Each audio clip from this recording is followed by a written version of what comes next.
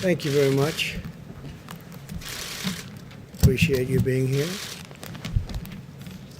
And good evening. As we continue to confront the China virus, we're rebuilding America's economy like nobody thought possible, actually. We're doing incredibly well. Stock market's up almost 300 points again today. While our economy is performing significantly better than Europe, which people have to understand very strongly, it's performing better than any market anywhere in the world, actually. At the same time, Europe has experienced a 40% higher excess mortality than the United States. And I will say that that's a significant number. We're working with Europe on their difficulties, and we are going to help them all the way. We're doing very well, as you know, on the vaccines and the therapeutics. But think of that. We have the strongest economy, performing economy in the world. We're up, I think it's $9 trillion since March, $9 trillion in value. That's a number that nobody's ever heard of before. We're also getting close to about a 50% number since March, which is incredible. So it's $9 trillion. It's almost 50%. In fact, I think it went above 50% today with the 300-point increase. And it's so we're doing much better than Europe, significantly. And at the same time, Europe has experienced a 40% higher excess mortality than the United States. I just want to mention, because another number of judges were approved recently, will be probably over 300 judges, federal judges, including Court of Appeals judges, approved by the end of my first term. And other than when they added new judges into somebody's term, which happens seldom, but we have more than any. There's a record. Nobody's ever seen anything like this in one term. So we're going to have over 300 federal judges, and that's Court of Appeals judges, and that's just in the first term. It probably will finish out over 300, which is pretty amazing. The stock market's rebound signals a V-shaped recovery, stronger than our competitors anywhere in the world, stronger. If you look, you'll see exactly what we have. We lead the world. Japan is second, but in terms of dollar value, it's not even close. So there it is. A lot of great competitors: Europe, United Kingdom, Japan, China, Hong Kong. The United States is leading the world very substantially. The second slide, you'll see the virus-induced economic contraction in the United States has been far less severe than it was with our peers and peer nations. And you see that right there. There's the United States. And that's despite the fact that we've done more testing than any other nation in the world, that we've done more by far ventilators. We're building thousands and thousands of ventilators a month, and we're distributing them all over the world. We're helping other countries. But despite all of these factors, the shallowest contraction, which is a big deal. I'm sure you'd love to put them in your various media outlets. I know you want to get that out. If you want to leave the room early and do that, that will be fine. The rapid recovery, but it would be nice to report it, the rapid recovery of home builders sentiment points to massive new construction, and we are doing massive amounts of construction of new homes, and that's because people have tremendous confidence. This is where we went, and the housing market has quickly rebounded. We were at a record, and now we're going to be at a record again very shortly. Those numbers are incredible. That's where we are. We had to turn off the economy, and now we're turning it back on, and that's beyond a V shape. This is going to be very strong. It's called a strong V. Automobile demand has increased 65% over the last 3 months. 65% automobile demand. And we're anticipating that that's going to go up even further, but that's more than anybody else. The manufacturing sector, remember, manufacturing is dead according to the past administration of Obama and Biden. Manufacturing is dead. You need a magic wand. Well, you don't need a magic wand. You need competence and capability. The manufacturing sector is booming, and the production index is at the highest reading since October of 18, which was an extraordinary period of time. And there we are. That's pretty good. These are numbers that nobody has seen until just recently, and now they're just coming out. These are numbers that are leading, I guess, stock market people. They're very smart people. I know many of them, and they're seeing things that they don't even believe. So the manufacturing sector is booming, and the production index is at its highest reading in a long, long time. The economy generated over 9 million jobs in the last 3 years, a record by far, and 12 million more jobs than experts predicted. So there you are. You look at that, and that's a record, and it's a record for the quarter. We had over 9 million, substantially more than 9 million jobs. So those are incredible numbers about our economy and how it's coming back. It's coming back very strongly. It's coming back at a level that's far greater than anybody anticipated. And we're very proud of that. And I give a lot of credit to all of our people, Steve and Larry. And we'll be talking about it if you have any questions on it. I shouldn't have any questions. I didn't print those charts. Who did? The economy generated, let's see, I don't know. We'll find that out for you. But it wasn't us. We took those numbers from somebody. Where did you get those numbers, Larry? They're from where? It's from BLS Jobs Report.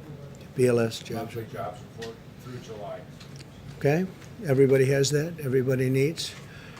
The Democrats have abandoned the American people over the simple subject of politics. Chuck Schumer and Nancy Pelosi are holding the American people hostage over money for their radical left-wing agenda that the country doesn't want and won't accept. For example, they've asked for a ridiculous $3.5 billion, that's billion, $3.5 billion for universal mail-in voting, a system riddled by fraud and corruption. You just look at what happened with the Carolyn Maloney race. They should do that race over, by the way. I think her opponent is right when he is having fits about that race.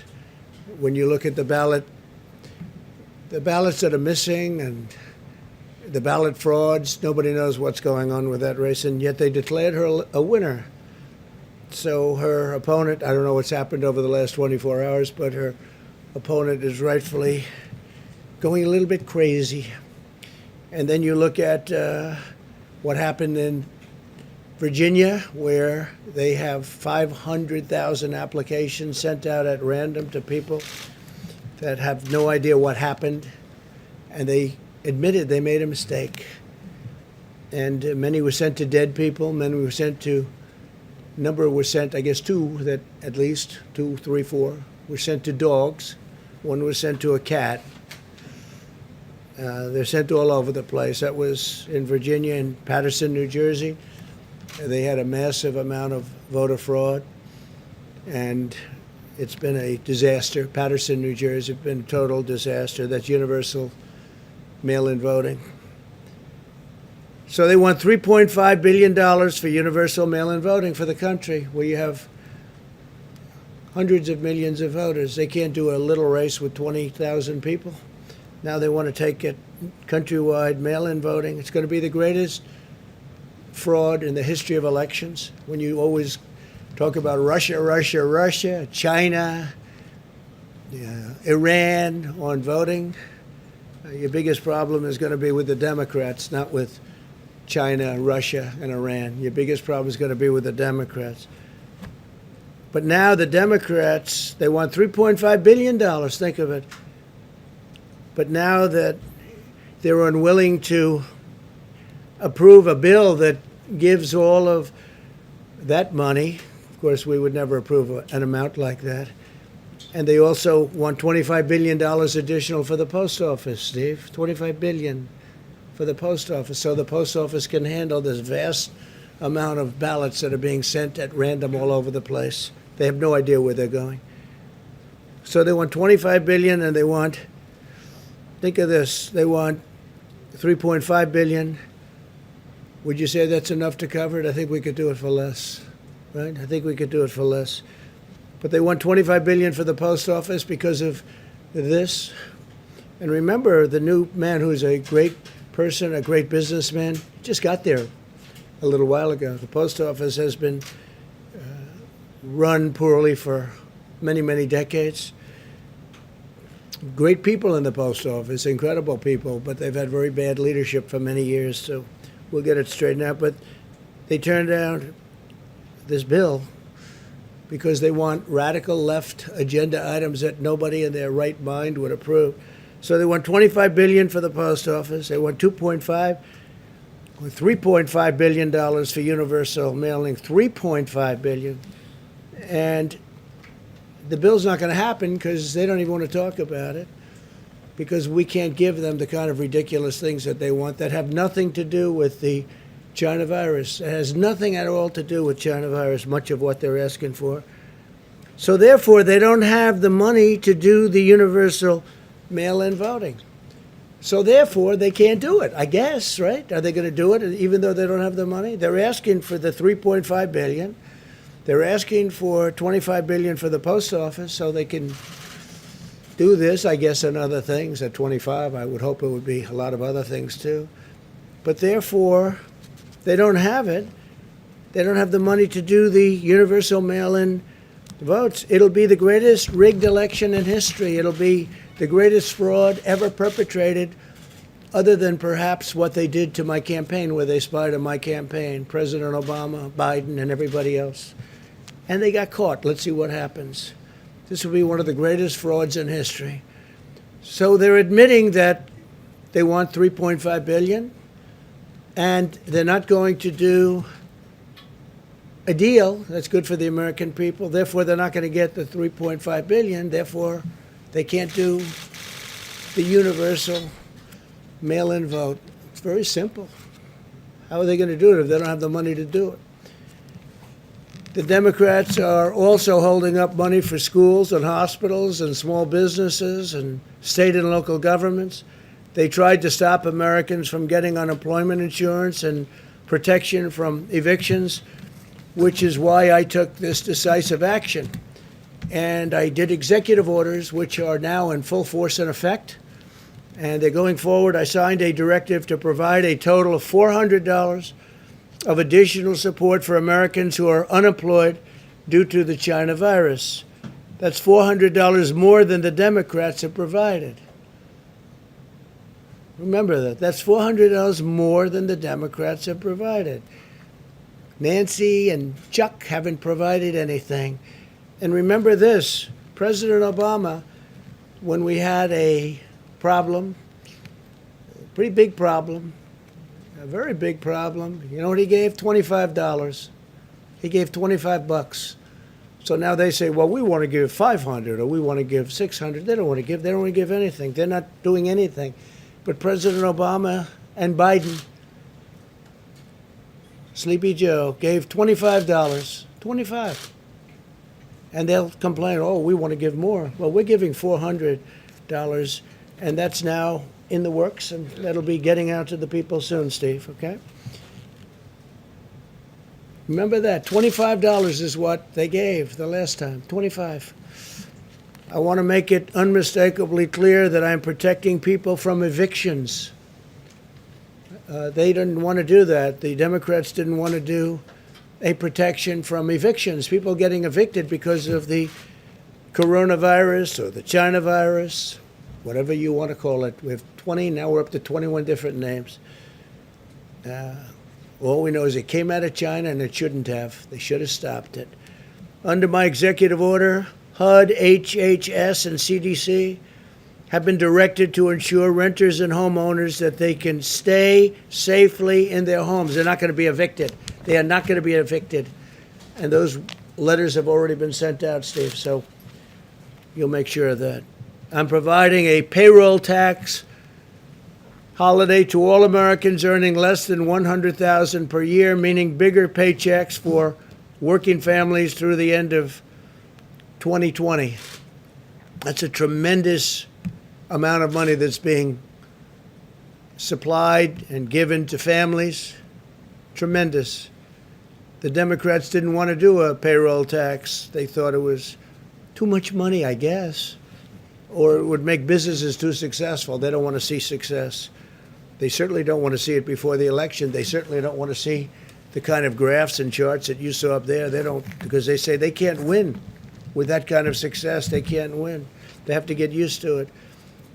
Remember, we've already gotten $3 trillion in stimulus, so they should have probably negotiated a little bit differently. Maybe they should have asked for all of this before we got most of the money and we gave it out, a lot of it to the people. When we win the election, when I win the election, I'm going to completely and totally forgive all deferred payroll taxes without in any way, shape, or form hurting Social Security. That money is going to come from the general fund. We're not going to touch Social Security. I said from day one that we're going to protect Social Security, and we're going to protect our people. And Social Security is one of the things that will be protected. Pre-existing conditions will be protected. Medicare will be protected. But Social Security will be totally protected under me. Under them, it will not be protected because we will have a stock market crash, the likes of which you've never seen. Your taxes will be doubled and tripled. And your regulations will go through the roof, which is what was causing the problems with the country in the first place. Student loans. I signed a directive providing relief to student borrowers. Not their fault that they can't go to college. I will be deferring payments on student loans at zero interest until further notice. So we're going to take care of our students. Got a lot of great students out there, and they got hit like everybody else. So I will be deferring payments on student loans at zero interest until further notice. And on the payroll tax, we'll be terminating the payroll tax after I hopefully get elected. We'll be terminating the payroll tax. So that will mean anywhere from $5,000 to even more per family, and also great for businesses and great for jobs. A lot of people will be very happy to hear that. A lot of the great, certainly conservative economists will be great to have. They think that's the greatest thing we can do. That's better than the payments. That's better than anything else. But it's a lot of money, and it's going right directly to the people, and it goes there very easily. But it also creates stronger companies to employ the people. So we will be, on the assumption I win, we are going to be terminating the payroll tax after the beginning of the new year. Today I met with parents, students, teachers, and health experts to discuss the vital importance of safety and safely reopening America's schools. This evening I'll outline the common sense recommendations that should guide schools as they reopen with precautions. We want to be very, very safe and very careful, so precautions in place. Our strategy to safely reopen schools mirrors our approach nationwide as we race toward the competition and the completion. We're competing with others, but I'm not competing with anyone. We just want to have a vaccine. We're dealing with other countries, and we want them to do well. We're giving them whatever information they need. We're all working toward something that will happen before the end of the year, maybe substantially before, but before the end of the year. And therapeutics will happen likewise even sooner. But we're looking for that responsible path forward to shelter those at highest risk while allowing those at lower risk to resume work and school and play football. Go play football. I spoke to some of the great football players, college players, Trevor, and a lot of great players called Coach called Coach O. A lot of fantastic people I got to speak to, athletes, leaders, They want to play football. Let them play. Let them play. And they feel safer on the field than they do walking around and doing nothing. So hopefully that will happen. And hopefully when they play football, they will proudly stand for the national anthem, and they will proudly stand and respect the American flag. Or at least I'm not watching. I can't speak for others, but based on what I see now and based on what I'm looking at with respect to the NBA at this point, a lot of people agree with me. So we would like to request people, you stand proudly for the flag and for the national anthem. In the months since the virus arrived, we've learned a great deal. While this is a dangerous and highly infectious disease, it primarily affects the oldest segment of our population or those with chronic health issues. The United States has the largest nursing home and assisted living home population in the Western world by far. Nearly half of all of the deaths from the China virus in the United States have occurred in nursing homes and long-term care facilities. The median age of those who succumbed to the virus is 78 years old. These findings underscore that all Americans must continue to apply extreme vigilance in protecting our elderly population and those with chronic conditions. Outcomes are very different for younger Americans without serious health issues, tremendously different. They can often expect mild or moderate symptoms or even no symptoms whatsoever. They have very strong immune systems. We've learned even more so than we ever thought. In a typical year, approximately 5 times as many Americans under the age of 65 die from heart disease as have so far been lost to the coronavirus from the same age group. That's an interesting statistic. Blessedly, children appear to face the lowest risk of all. It's 99.995% of all fatalities are adults. Think of that, 99.95. That is extremely close to 100% of all fatalities are adults. Children often have only mild symptoms, and medical complications are incredibly rare, very, very, very rare. Those that do face complications often have underlying medical conditions. In each of the last 5 years, the flu resulted in more deaths of those under 18 in the United States than have been lost thus far to coronavirus by far. The flu. The flu does kill young people.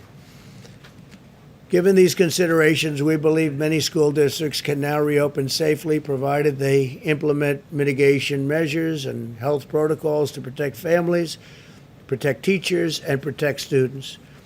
All families should be empowered to make the decision that is right for their own circumstances. This is especially important if a child has underlying health conditions or lives with a parent or grandparent who is at a high risk. And one of the things we'd like to do is when we make payment to schools, because we spend a lot of money on schools, we'd like to make the payment directly to the student or to the child. And that would mean to the parents essentially, but to the child. We want to follow the child so that if a school is closed, the family can go to another school, maybe in another area, but they can do it, and would like to make that payment. Rather than paying a school that's closed, would rather pay directly. We're following the child, where the child goes, and we want to pay the family, pay the child, and then the family can take care of the cost. And we're trying to get that approved too, but the Democrats don't like doing anything unless it means doing for the union, which controls Nancy and controls Chuck 100%. And I have nothing wrong with the union. I have great respect. Very few people do I respect more than a great teacher. It's a tremendous talent. They're really underappreciated. These are phenomenal people with tremendous talent. The great ones are among the most important people we have in this country.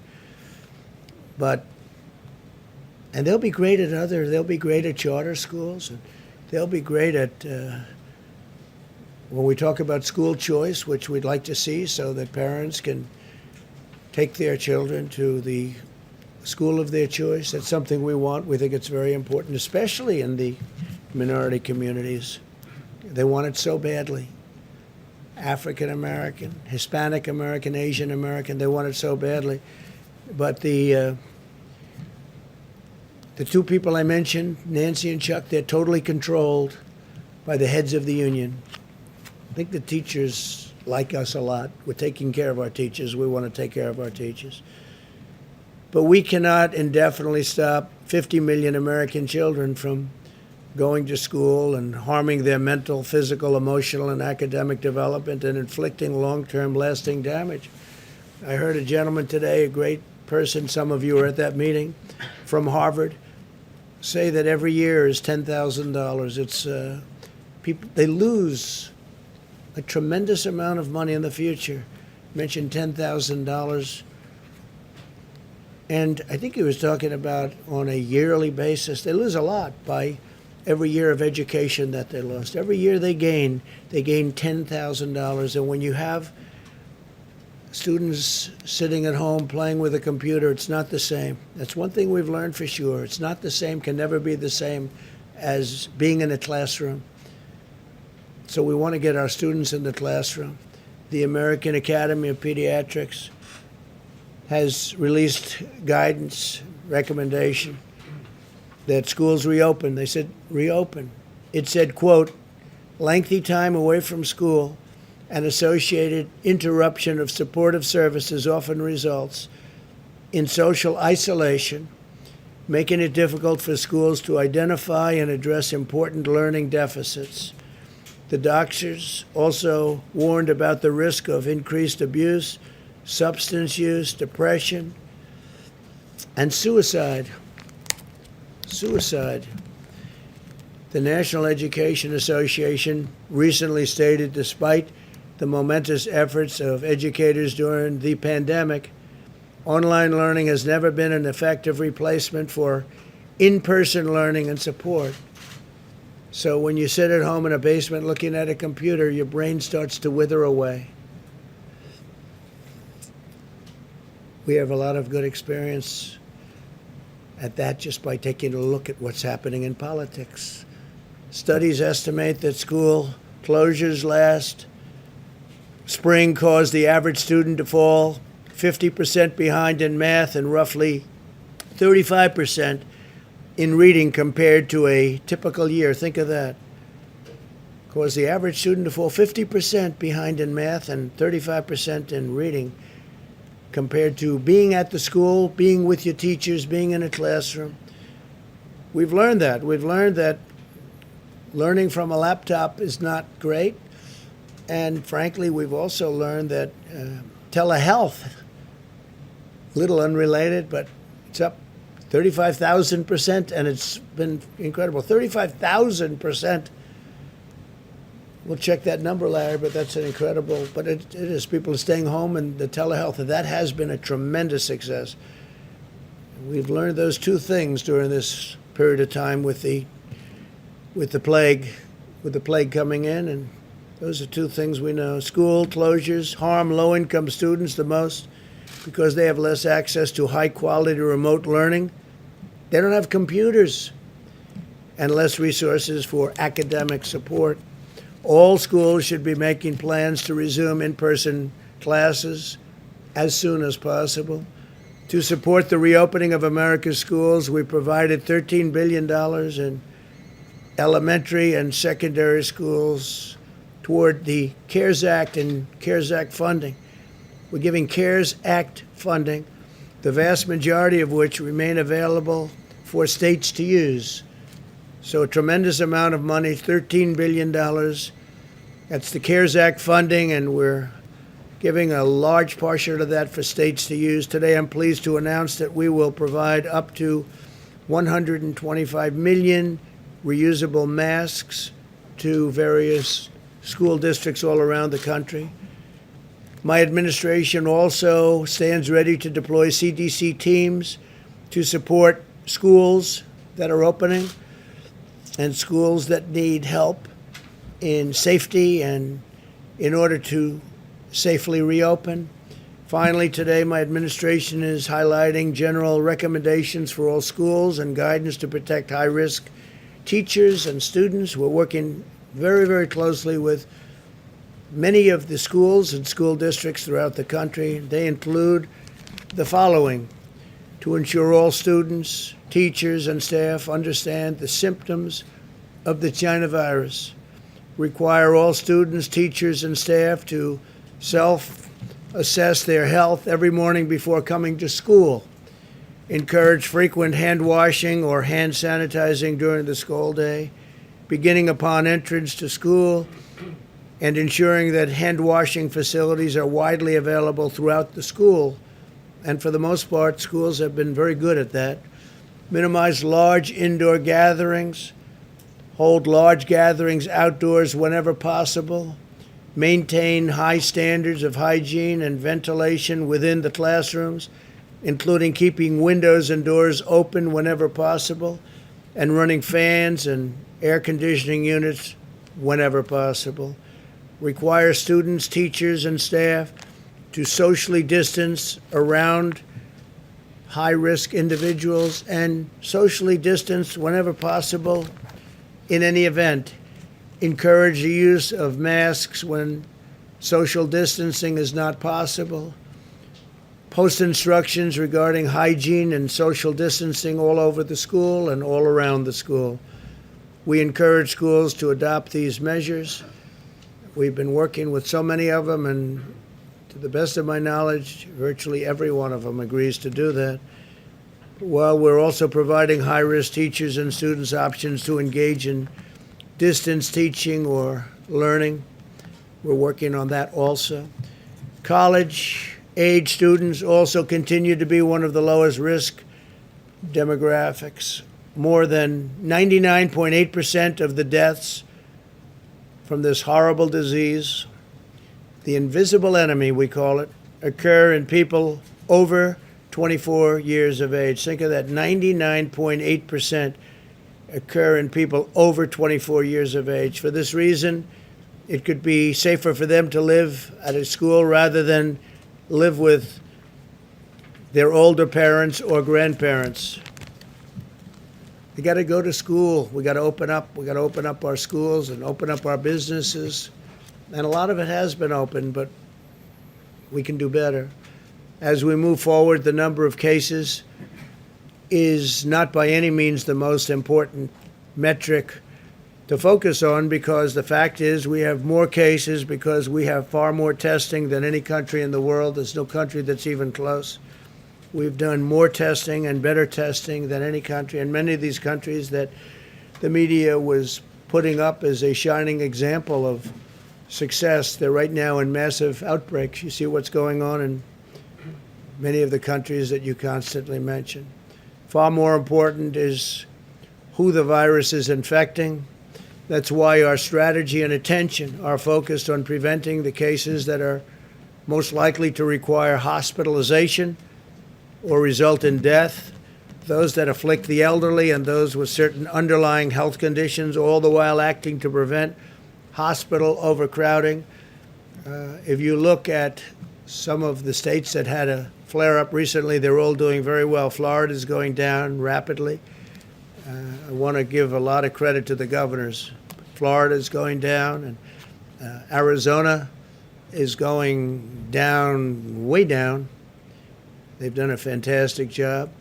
California, as you know, is going down. And many other locations, it's doing very well. And many locations are really in fantastic shape, some with very little, if any, problem. Large portions of the United States. Those advocating for a never-ending blanket nationwide lockdown have no answer for what it would do to the mental, physical, and social health of millions of American children and people. This includes parents where they have to stay home with their children and they lose their work and they lose their job because their children isn't at school. They have to have somebody to take care of it, and they want to take care of their child. They don't trust people. A society must put the health and safety of our children first. A man who has the respect of everybody, he's highly respected by me and anybody on this subject. He's the expert. Dr. Scott Atlas is here from Stanford, and he's been working with us for a period of time, and I thought it would be great. He was saying things to me the other day. I said it would be great if you could tell that to the media. So this is the first time I've shared the platform, and it's an honor to do so. Scott is truly he's a brilliant man, he's a wonderful man, and he cares about this subject very much. And I'd like to ask Scott to come up, please, and say a few words. Thank you, Scott. Thank you, Mr. President. Obviously a great honor to be here, and great honor to serve this president who's really focused on the very important parts of the pandemic. And I'm new here. I'm just sort of getting involved, but I want to thank you and the Vice President and the entire team, the task force team, and all the people who are not very visible, really, for working so hard. These people are working 24/7, and it's quite amazing. And I think today we had a fantastic event that I'll just mention on opening the schools, because the president's priority is to open the schools and open them safely and have parents have the options to either use open schools or do whatever they can to eventually get back to open schools, including any kind of hybrid or other arrangement they may want to do. It was a great event. We had a group of fantastic parents, teachers, medical experts, and it went very well. And so I won't spend a lot of time up here, but thank you very much, and I hope I can help out in some way. Thank you. Steve, thank you. You mentioned the executive orders that you signed. Are we now unlikely to see any more stimulus legislation before the election?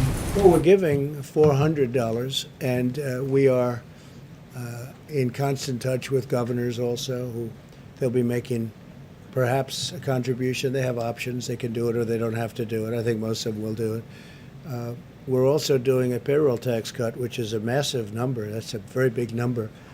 And that's a number that's bigger than any of the numbers we talked about. And the beauty of that is it really incentivizes companies, and because it's both a company cut and a employee cut, so that really very much incentivizes people to go back to work and work hard, and the company to hire people back. And we've had some of the great economic minds saying that's the most important cut. That would be the best cut you could do. We couldn't get the Democrats to even think about agreeing to it. It's not the Democrat way, I guess, because it just seems that whether it's Larry Kudlow or any of your many friends, that's the one they wanted the most. Would you say, Larry? And so we're doing that, and that was never even really discussed because that was taken off the table by the Democrats immediately. And this is every week. Every week you get a check, or a month, or biweekly. This is a major amount of money that you're getting directly. So it's really, it's a very big number. It's a very substantial number. And this is, don't forget, this is in addition to the $400. And this is a big number. And now at the end of the year, the assumption that I win, I'm going to terminate the payroll tax, which is another thing that some of the great economists would like to see done. We'll be paying into Social Security through the general fund, and it works out very nicely.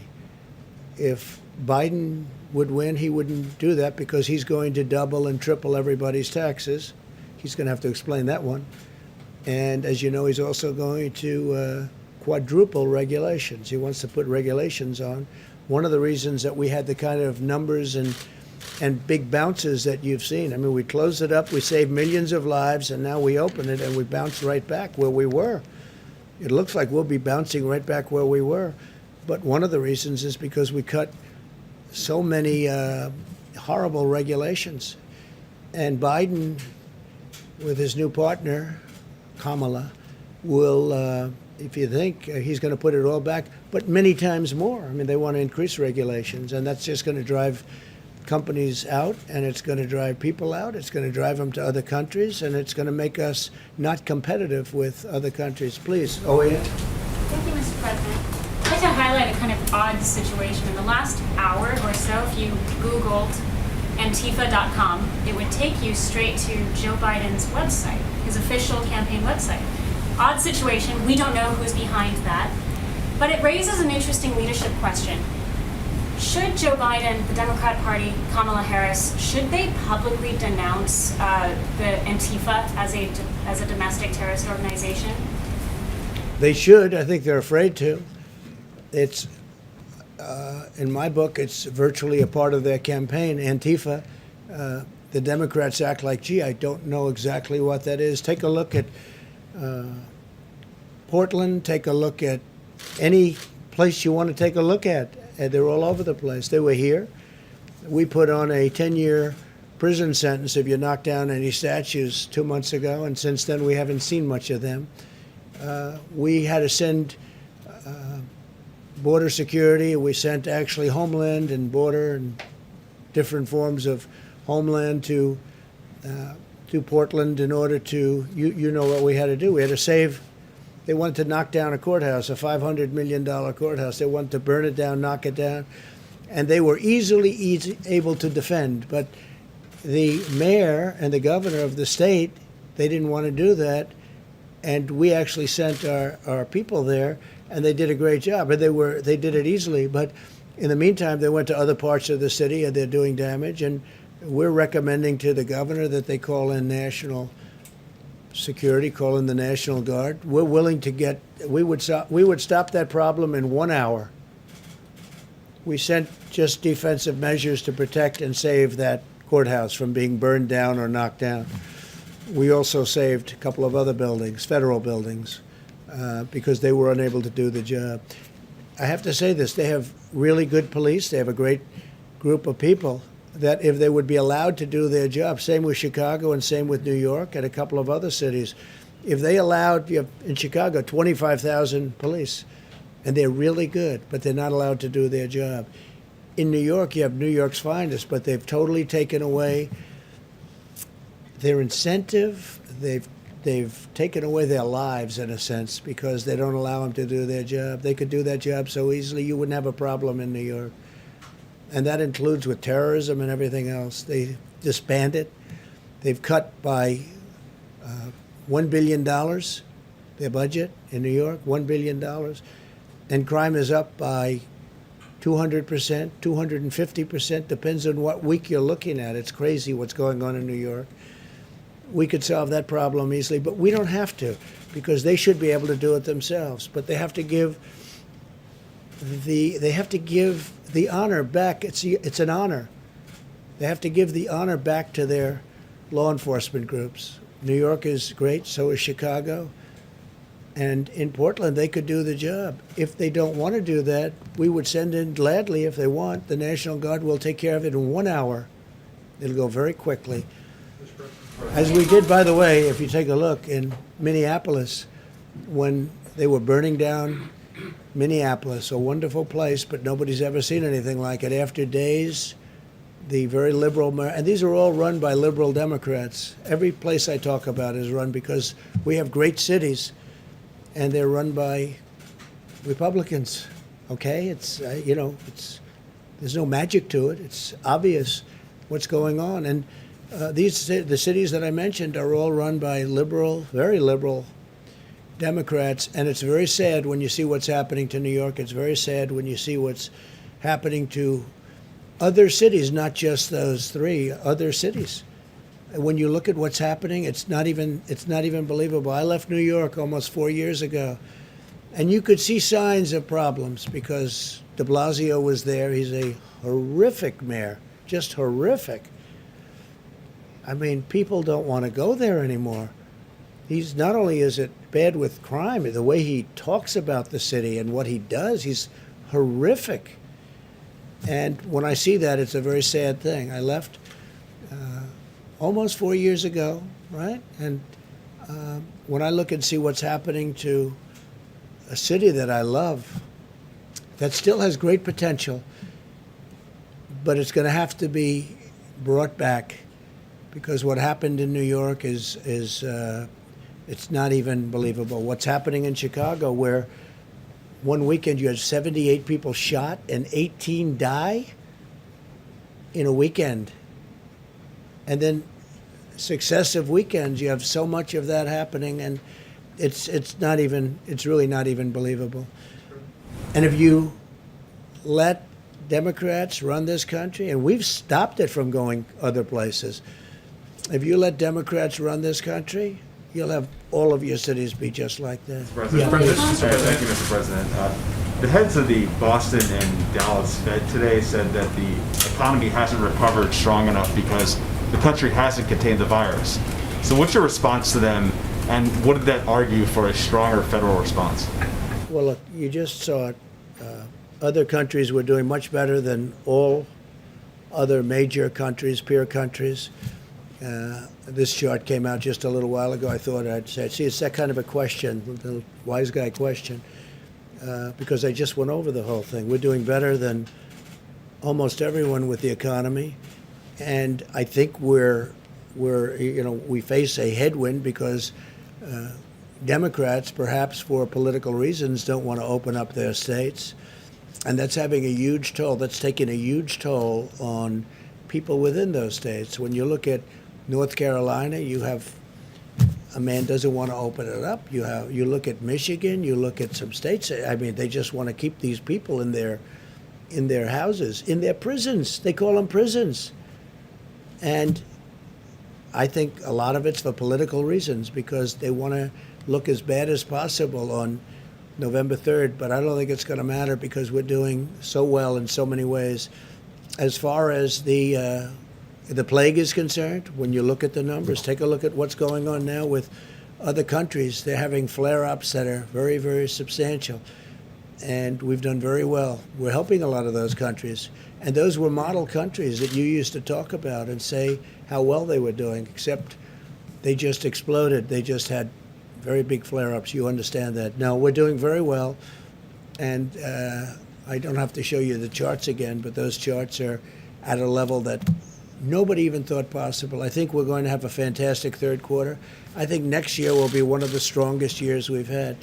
And this is with California being closed down. This is where North Carolina and Michigan and tremendous states, great states, are being closed by for reasons I think that Scott would tell you disagree with, right? You disagree with. We spent a great amount of time talking about it. We got to open up our country. We understand the disease. We understand who it hits. We have to protect our elderly people, especially our elderly people that are not well. We have to protect them. But we understand it, and we understand it well. We've learned a lot. And we're going to have the vaccine soon, and we're going to have the therapeutic soon. It's going to come out very soon, and we're very proud of the people and the job they've done. Yeah, please, go ahead. Thanks, Mr. President. Joe Biden and Kamala Harris just appeared together in their first campaign event right before you got up on this podium. Can you tell us if you watched their remarks and give us your reaction to them? I didn't watch. I saw just a moment of him speaking, a moment of her speaking, and it was enough. Look, he made a choice. He picked her.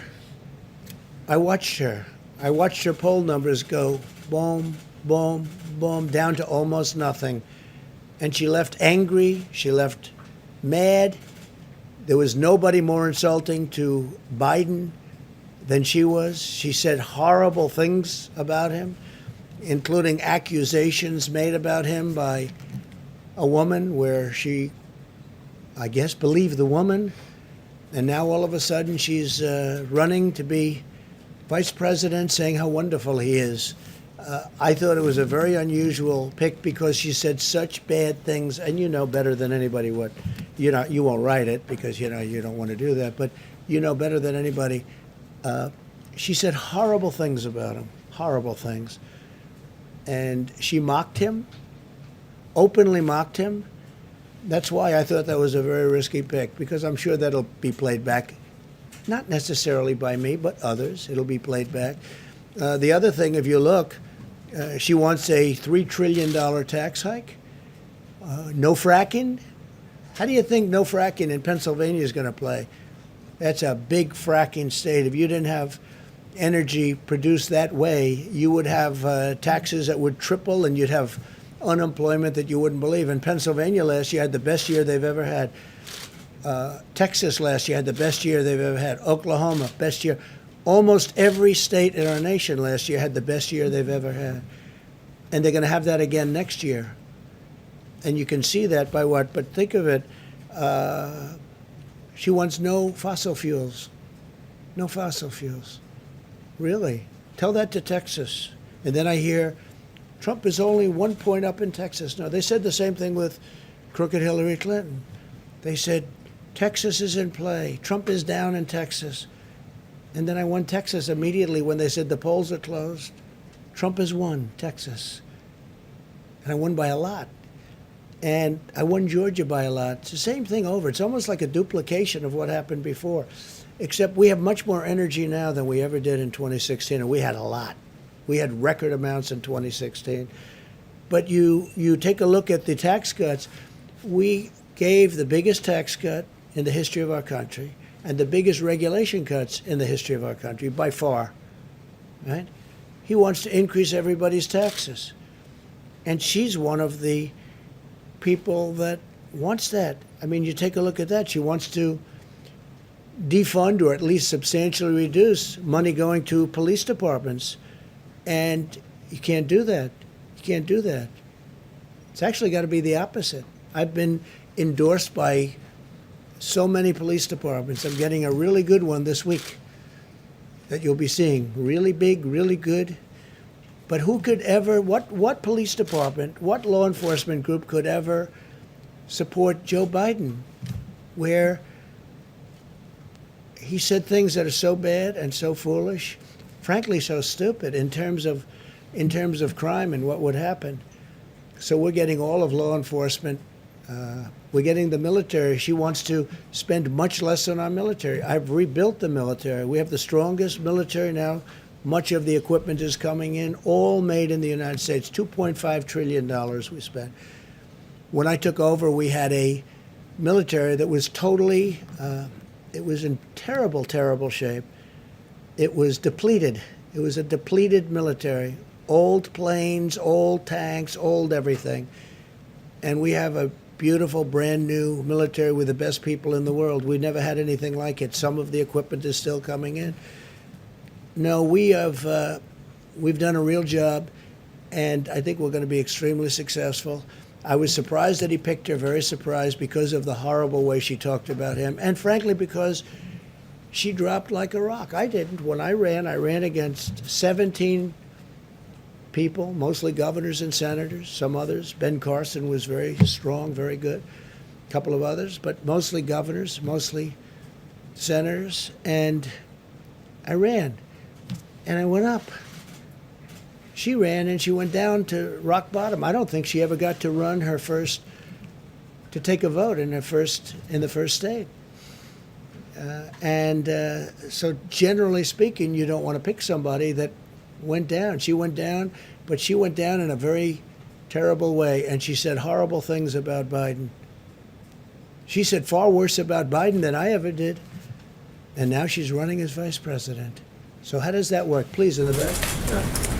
Mr. President, thanks for taking my question. I'm wondering tonight if you might have any words of encouragement for middle schoolers or high schoolers starting the school year strictly online who might be frustrated, wondering how they're going to get through the next quarter, missing their friends and teachers. Just wondering if you might have any words of encouragement for them.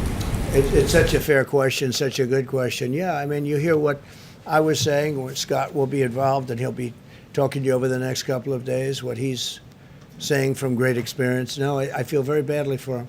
And I have a feeling that on November 4th, somebody's going to announce schools are open, the country's open, everything's open. I really believe a lot of it's done for political reasons, if you want to know the truth. I think so.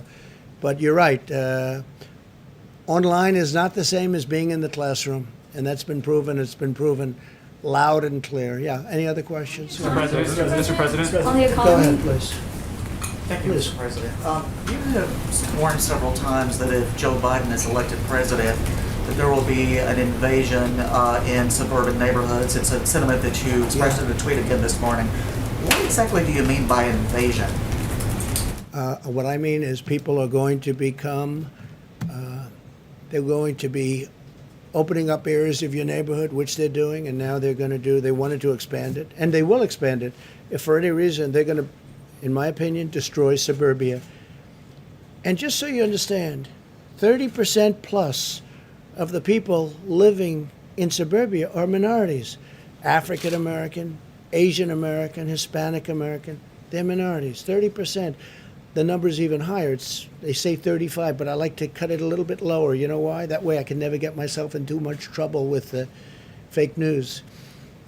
But 30% plus are minorities living in suburbia. And when they go in and they want to change zoning so that you have lots of problems, where they want to build low-income housing, you want something where people can aspire to be there, not something where it gets hurt badly. And that's what happens. So with suburban women, suburban men, I think they feel very strongly about what I'm doing. It's a very fair question. It's a very important question. But they fought all their lives to be there, and then all of a sudden they have something happen that changes their life and changes what they fought for so many years. John, please. Two quick ones, if I could, Mr. President. I know you were briefed on it. Have you decided where you're going to give your acceptance speech yet? So we're looking at Gettysburg, a magnificent site. I've been there a number of times, just a magnificent site. And we're looking at the White House. And I would say it's really down to those two. The White House would be much easier from the standpoint of Secret Service and, you know, the movement of hundreds of people, as you know. I would say we love them both. I love Gettysburg, but this is simpler. Would be magnificent. The White House is the White House is the White House. Gettysburg is one of the great and historic sites of our country. Frankly, as far as I'm concerned, of the world. So one of those two. I'll probably be announcing it over the next week or so. Maybe. I had a question about payroll taxes. If you permanently rescind the payroll tax, how do you pay for Social Security? We're taking it out of the general fund, and incur what we'll huge do, deficits. yeah, what we'll be doing is, if we do that, we'll get it approved, in that case by Congress, and we'll take the money from other places other than, we will not take it from Social Security But in how- any way, shape, or form. How do you fund it from the general fund when the general fund just incurred a debt of $2.8 trillion? You're right, but we're going to have tremendous growth. We have tremendous growth. You take a look at what's happening here. Next year, unless somebody comes in who doesn't know what they're doing and they start raising taxes and forcing everybody to leave the country or leave their jobs and companies to close, we will have tremendous growth. You will see growth like you haven't seen in a long time. Mr. President, Mr. President, since you didn't see Kamala Harris's remarks today, I wonder if we could just get you to respond to one thing that she said. Sure. She said that your refusal to get testing up and running, I'm paraphrasing, you're flip-flopping on social distancing and masks, and your delusional belief that you know better than the experts, all of that, in her words, a reason that one American dies of COVID-19 every minute.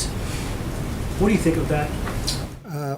I think that's probably one of the reasons she was a terrible candidate and was forced to leave the race, because she got her facts wrong. You know, she's very bad on facts. She's very weak on facts. And just so you understand, we've done more testing than any country in the world by far.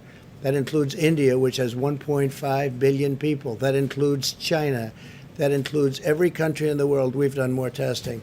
We have better testing than any country in the world. They call, they want to know, where do we get it? How do we get it? We have better testing than any country in the world. When you do as much testing as us, however, as you understand, you develop more cases. If you tested on set of 65 million people, which is what we've done, when you test that many people, you're going to find cases that normally you wouldn't see. If you go to Mexico and you go to other countries, you'll see they do almost no testing. They test if somebody's not feeling well. They test if somebody is symptomatic. They test very little. We've done more testing than anybody in the world. We've done the best job of any country in the world, and that includes from making ventilators that nobody else could have done. We are the ventilator king of the world. We're supplying the whole world now in a few short months with ventilators that are very hard to produce, very expensive, very complex, very delicate, very, very important. We've done a great job. And then on top of that, when you look at the numbers, how we were impacted less than these other countries, and now you look at the explosion of countries that you would have said did such a good job, and some of them had advantages over us for obvious reasons having to do with the pandemic. But when you look at the job that we've done compared to others, we've done a great job. And I read today that she's very short on facts. I think she's going to be a big failure, and I look forward to the debate between her and Mike Pence, because I think he'll do even better against her than he did against Senator Kaine, which was a total wipeout. So we'll see how it all works out. All right, one more. Yeah, please, in the back. Mr. President, Please. thank you very much. Go ahead. Lee? No, in the back, please. Thank you. Just ask, what do you say to those critics who argue you're trying to sow distrust in democracy and deliberately trying to sabotage the post office to undermining mail-in voting, which a lot of people need? I say the Democrats are sabotaging the post office because they're not approving $25 billion that was requested. So they're sabotaging the post office, and they're not allowing the post office to function properly, and they're certainly not allowing universal mail-in votes when they do that.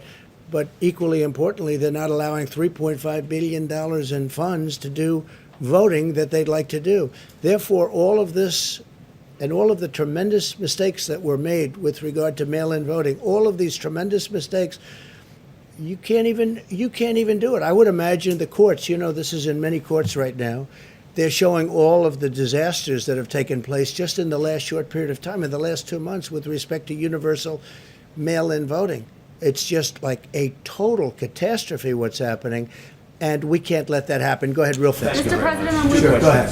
One is about, you had graphs about the economics of COVID, but deaths in America are still going up, whereas in Europe, right now, 0 deaths in UK, 0 deaths in France. What's going up by cases, if you look at cases, and the cases are going up because we do so much testing and we find it, and I call it fake media gold, because we do so much more testing than any other country, and when you do all that testing, you find cases. Go ahead, Steve, real fast. First one on trade. You've got these trade talks with China going on. Is it possible you would pull out of the trade deal with China if they're not meeting their commitment?